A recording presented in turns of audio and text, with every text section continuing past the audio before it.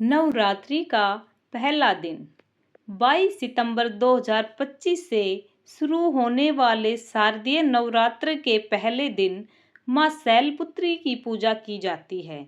उनकी कथा यह है कि दक्ष प्रजापति के यज्ञ में शिवजी के अपमान के बाद देवी सती ने योगाग्नि द्वारा स्वयं को भस्म कर लिया और अगले जन्म में पर्वतराज हिमालय की पुत्री शैलपुत्री के रूप में जन्मी।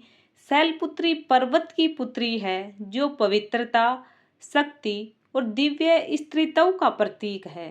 मां शैलपुत्री की कथा। एक बार दक्ष प्रजापति ने एक विराट यज्ञ का आयोजन किया जिसमें सभी देवी देवता और ऋषि मुनि आमंत्रित थे, लेकिन भगवान शिव को आमंत्रित नहीं किया गया था।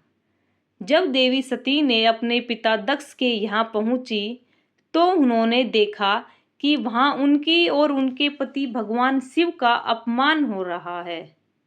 दक्ष प्रजापति ने भगवान शिव का घोर अपमान किया और देवी सती अपने पति का यह अपमान सहन नहीं कर सकी। दुख से व्यथित होकर उन्होंने उसी यज्ञ की अग्नि में कूदकर अपने प्राणों का त्याग कर दिया।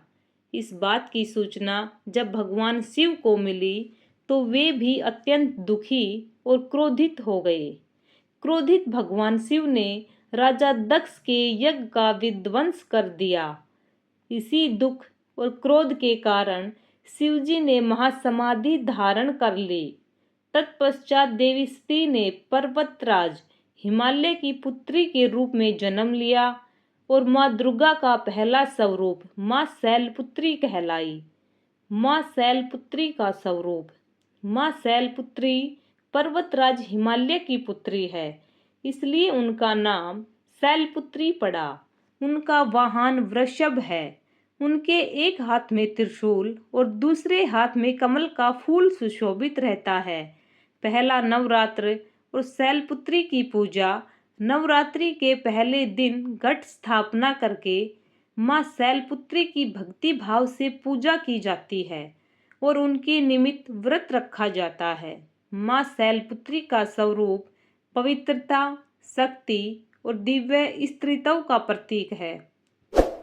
इस बार मां शैलपुत्री आप सभी भक्तों की मनोकामना पूर्ण करे। धन्यवाद।